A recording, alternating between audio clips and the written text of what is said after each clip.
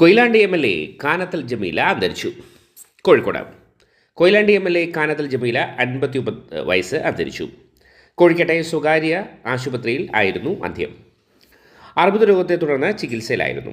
TK അലിയുടെയും TK മറിയത്തിൻ്റെയും മകളായി 1966 May 5 കോഴിക്കോട്ടെ കുറ്റ്യാടിയിലാണ് ജനനം.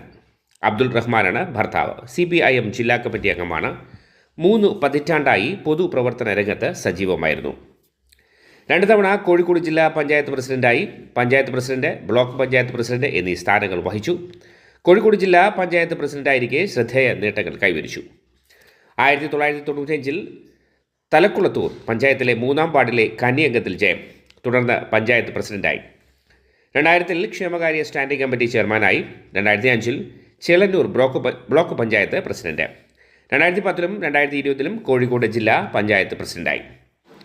2021 നിയമസഭാ തെരഞ്ഞെടുപ്പിൽ മത്സരിക്കാൻ പ്രസിഡന്റ് സ്ഥാനം രാജിവെച്ചു.